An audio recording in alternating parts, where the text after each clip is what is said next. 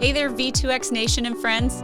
This is Hope Skibitsky, the Learning and Development Manager at V2X. And you're with us here on Converging on Leadership, the place where we use transparency, vulnerability, and lessons learned to develop ties with our leadership to help us better serve all of our internal and external customers.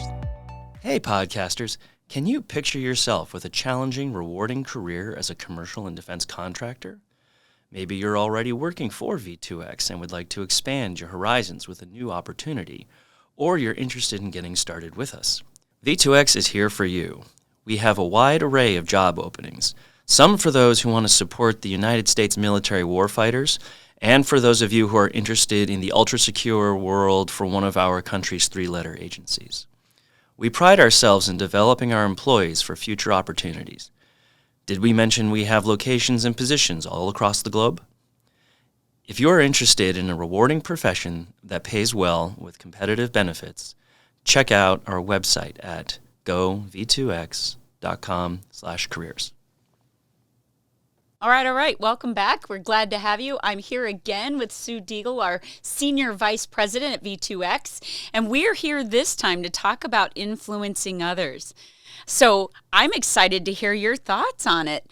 We know that things we do on with intention and things that happen accidentally can influence other people's behaviors. And so I'm kind of interested to hear from you. Why do you think it's important to deliberately be an influencer? Yeah, I think the metric for power is kind of changing in our current workplace, right? Before it was all about hierarchy. Who's the boss? And that boss gets to tell you what to do, and then you go from there. The way that we operate in our organization is incredibly collaboratively, and collaboration only works through influence, right? If you stay in your own silos, if the business advisory functions, if finance stays in finance and HR stays in HR and the P&Ls stay in the P&Ls, then you don't have any collaboration. You know exactly what your job is, but you aren't collaborating to make things better. Only across your peer group does influence really take collaboration to its next level. So I am a big believer in soft power, right? I can't tell my peers what to do. I'm not the boss of them. I have a team, and sure, I could tell them what to do, but they know that that's not my vibe either. But my peers, I really look forward to solving problems with them. I really look forward to saying, when it really matters to me, no, I think this is the way we should go. This is the decision I think we should make. Now, I balance that by not all the time coming in with guns a-blazing. No, we're going to do it my way or the highway, or I think this is the best way. I very rarely think I have the corner on the market on the best idea. And so if you believe that other people come up with just as good of ideas as you do, and that's my philosophy, then when you collaborate together, you're using your influence and that soft power to assert your opinion, but not demand it. So I think, influencing, we hear that word in social media, who's an influencer? Am I wearing the best blue blazer today? And, are people going to love my glasses or my shoes? That's a different kind of influencer. At work, influence it comes from your span of control, how much power you actually rightly have in the organization, but also what your intent is to make things better. Sure. We know that there's no competitive feel-good movie on the market that doesn't have some informal leader who's trying to drive change in the background. And it could either support the leader or go counter to what the leader's trying to do, right? And so you want to recognize whether you're an influencer or if there's an influencer on your team. What could you do when you recognize that there's an influencer in your midst that maybe isn't working toward the same goal, or it doesn't appear as though they're working towards the same goal with you? Yeah. And I think we can give a name to that. And instead of an influencer, you're kind of a manipulator, right? When you don't have the actual power, but you're trying to make an outcome out of something that's in your best interest or that you generally believe is right, but you're not doing it with transparency. That's not influence, that's manipulation. And I think our bodies can figure that out even before our minds can. When you feel something doesn't feel right about this conversation we're having, what's your true agenda? And I think whenever you not call people out in a rude way about it, but just say, well, I think we should do A. You think we should do B. what is the reason? Like, what's behind that? Why do you think that outcome is better? So we're kind of breaking it down. We're not like, oh, this is so great, doing some big kumbaya group hug about our way forward. We are really getting down to the nitty gritty. So I think when you get down to the nitty gritty, you can understand why people want to influence or why they want to manipulate. And then that's all on the table to make the best decisions from there. So I really like, though, that you talk about not just turning a blind eye to something or pretending it's not happening, but instead assertively approaching it. And then what can you do to invite that influencer to be on the same team with you? And so I know that there are times when people don't believe that they have the power to influence other people. And so I am just curious, what kinds of behaviors, experiences might someone work toward in order to have an influencing leadership trait, behavior, style, capability, name it whatever you want? Yeah. There's two sides to influencing. There is the sort of the communication side, the sharing side, the, hey, I want it to go this way side. And then there's the listening side. So I'll just start with the listening side, right? When you are open to what other people are bringing to the table, and you're not thinking about where you are hierarchically, your age. I know more than you. I'm so much wiser. When you're not thinking of all these sort of things that don't necessarily matter when we're making good choices and we're collaborating together, when you can park those and really be open to listening to people, I'm telling you, you will get far better results. Like, I don't really put people in boxes according to their position, their age, their demographic, anything like that. I put them in boxes about what they bring to the table. So I am open to people influencing. But how do you, as the influencer, kind of share your credibility, share your bona fides with people? And a lot of that starts with plain old performance. So when I've seen people like really knock the ball out of the park performance-wise, or someone said, oh my gosh, Hope, she finished this project and it was so amazing. Oh, in the back of my head, I'm like, wow, Hope's a real ringer. She must be really, really good at that. And then when you want to step outside of that project that gave you your reputation and you want to influence others, you're already a step ahead.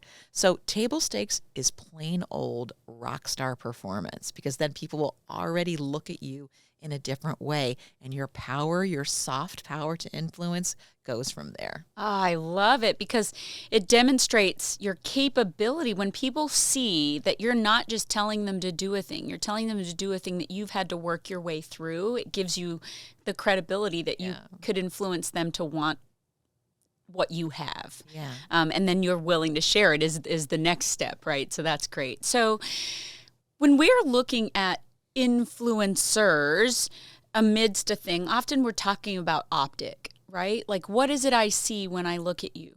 What do you see when you're identifying an influencer in the crowd? Is there a certain air? Oh, I never, this is a great question. I never really thought about it that way. I don't like to think that a facade equates to influence.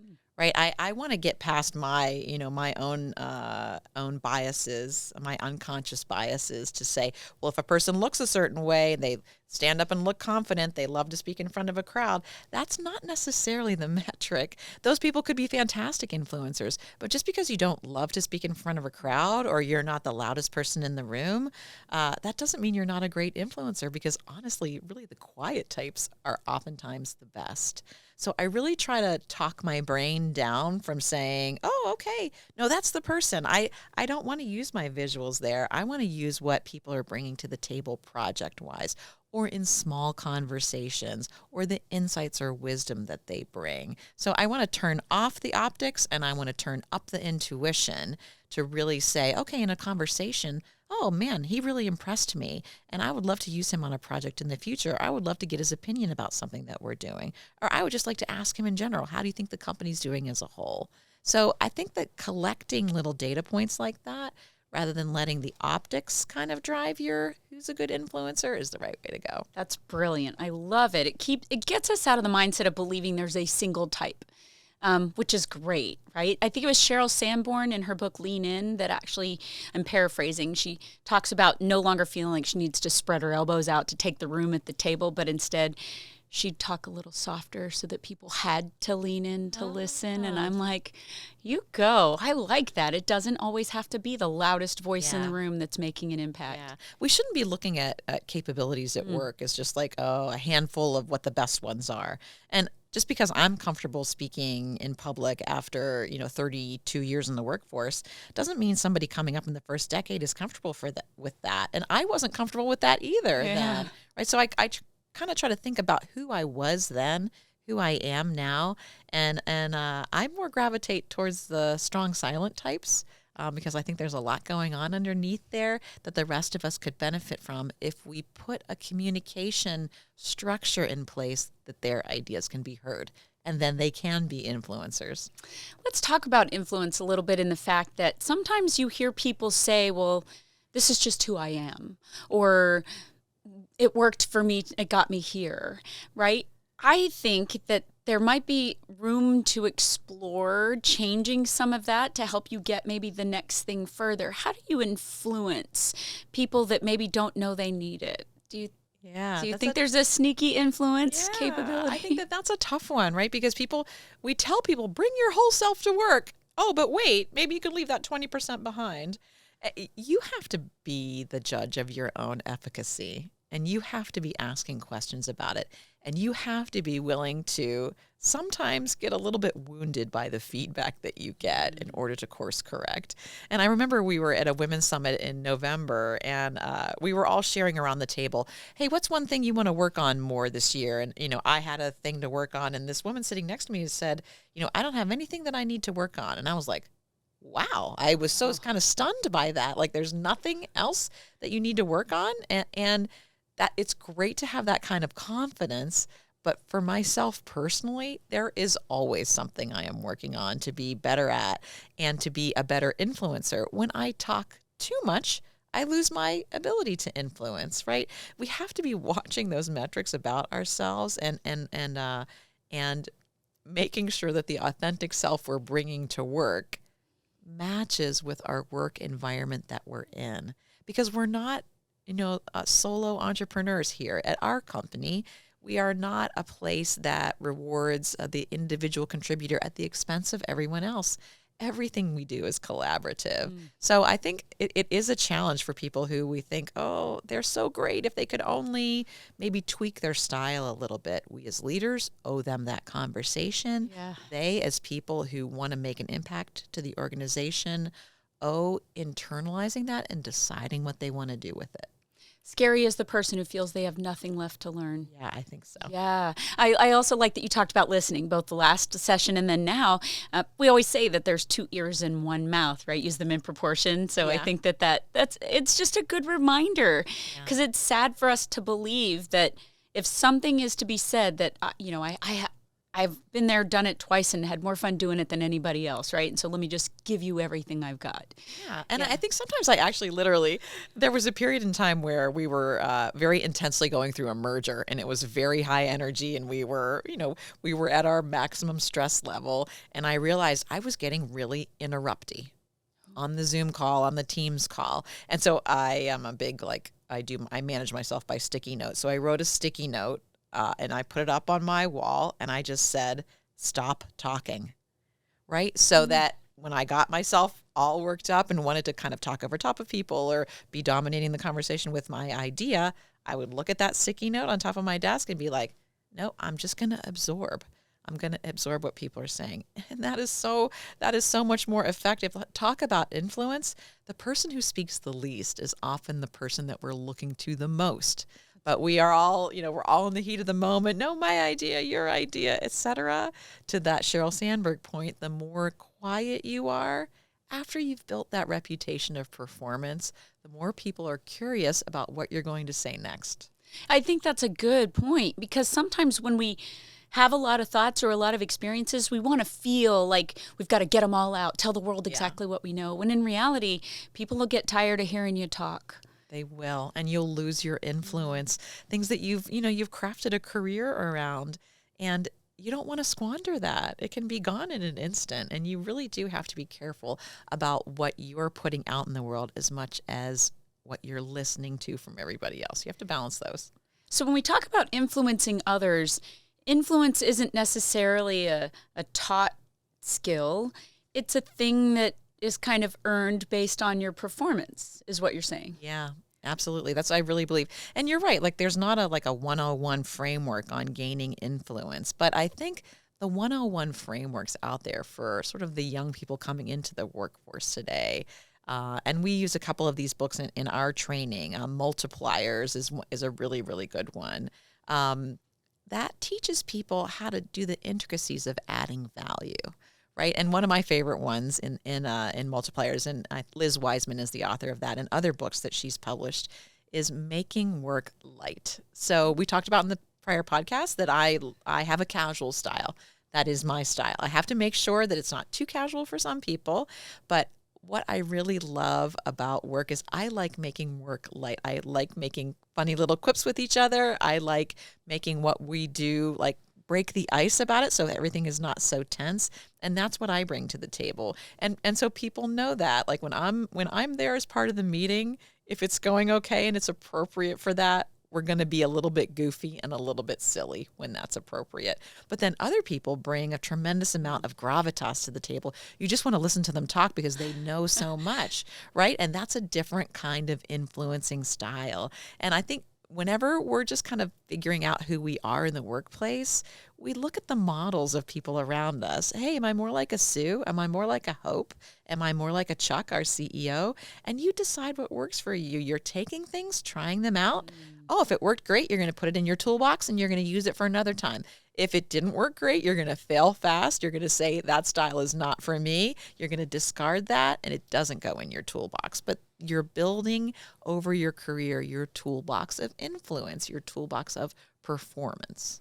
No, I think that's really good to where especially if you're a mentor or a coach to someone, not saying that you have to do it my way or it's going to be wrong, saying instead, glean a little bit from everybody you come in contact with. Some of those things will be things I want to stay away from because I've watched it fail miserably. Yes. And some of those things I think are going to be awesome. And maybe even if I tweak them, it'll be a little more mine. Yeah, more personal to me. Mm-hmm. Yeah. Yeah, because I think influence is a big deal. So what would you say is the difference, though, between influencing and demanding? I think you mentioned a little bit earlier about, descriptive versus prescriptive, if I could put words in your mouth. Yeah. So influence versus demand. So it might make a manager's job or a leader's job easier if they were like, these are the 5 things you have to achieve, and I'll come back here at the end of the week and you will have achieved them.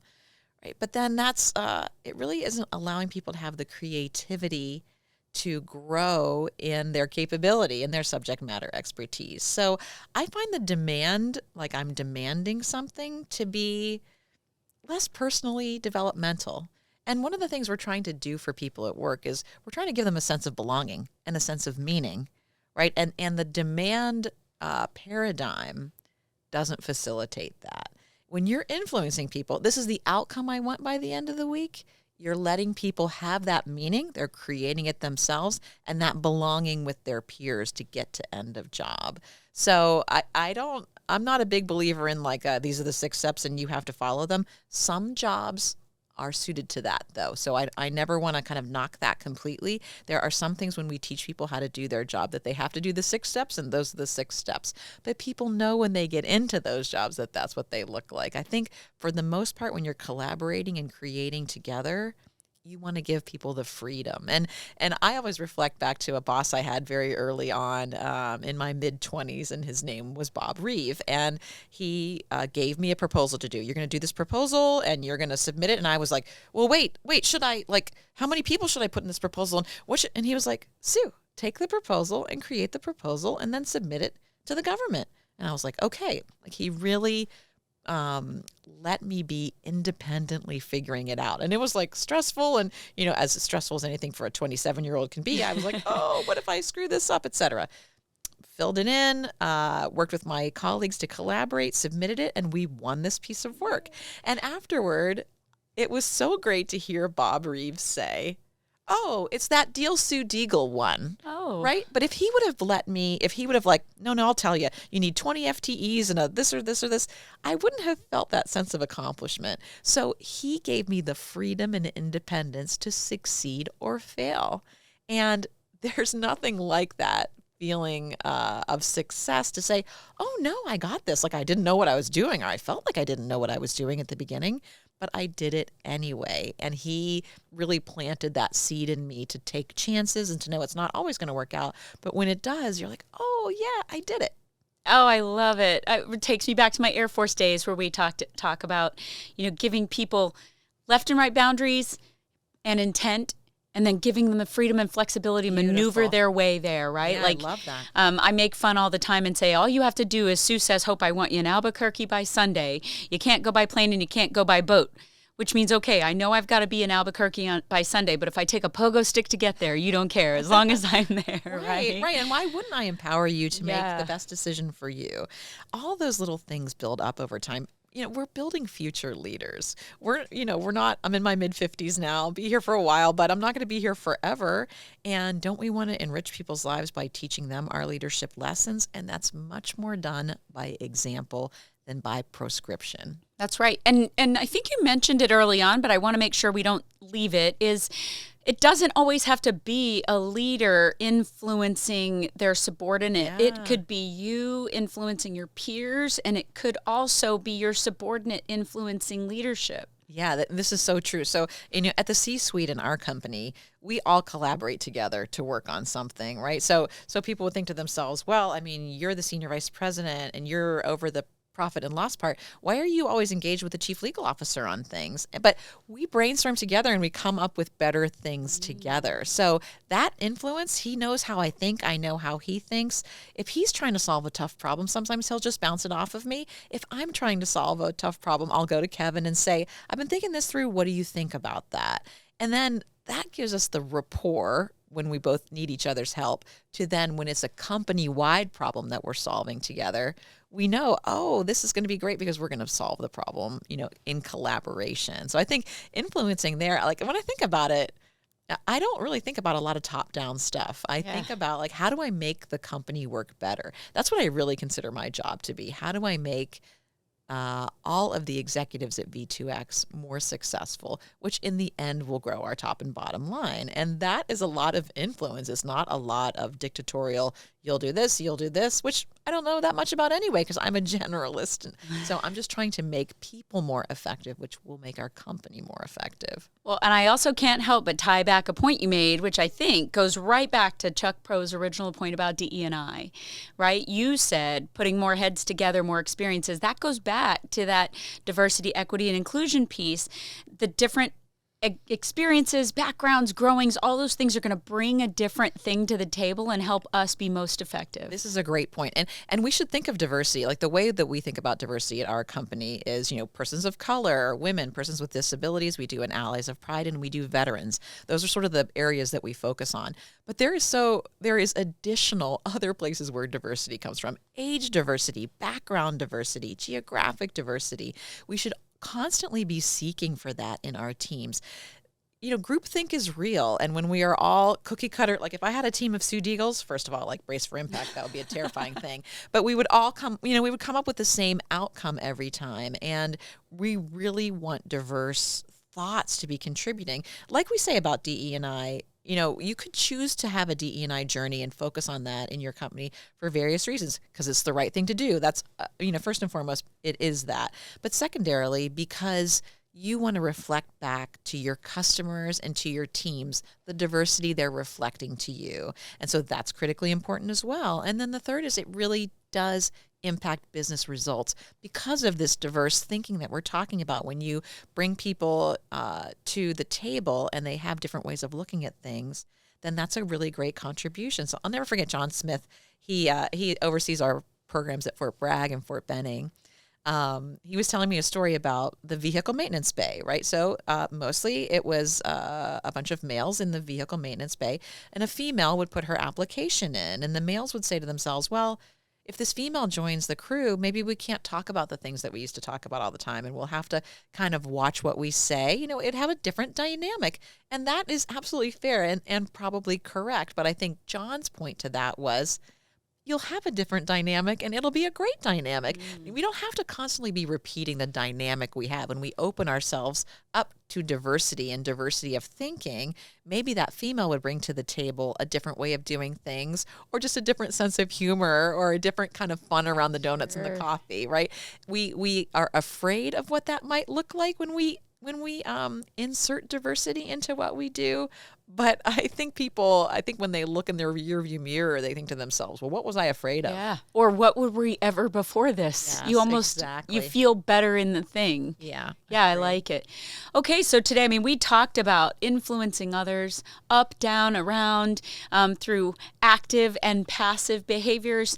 Is there anything that we should talk about influencing others that you'd like us to not leave on the table? Yeah. So you have to influence responsibly. We covered influence versus manipulation earlier, right? You really have to test your own motives when you're influencing. And I think that's sort of like a gut check, an ethical gut check about who we are. You have a lot of power depending on who you are inside the organization, and you have to use your power wisely. I think that's a really critical part of influencing at the office, just making sure that you have the right motives and you're influencing for the right reasons. I think that's a great point. Great point. All right. Well, this was a ton of fun. I'm so glad you joined me and spent so much time here. It's my pleasure. Everybody's going to glean a lot from these podcasts that we're doing, and I love that the leadership is stepping in to tell us all we need to know. It's our pleasure. We look forward to these times with you. I really appreciate it. Well, thank you very much. Join us next time as we have on Steve Shapiro, a vice president at V2X, talking about driving change and business acumen. Please subscribe to Converging on Leadership on Apple, Spotify, or wherever you listen to podcasts. Find us on LinkedIn at linkedin.com/company/V2X-Inc. And please let us know what you think of our show and what future topics you'd like us to cover. Converging on Leadership is produced by kglobal and brought to you by V2X. V2X transforms operations and sustainment for government and commercial clients worldwide through operational support services, training, and converged environments that integrate physical and digital infrastructures. Learn more at gov2x.com. And until next week, I'm Hope Skibitsky, and thanks for listening.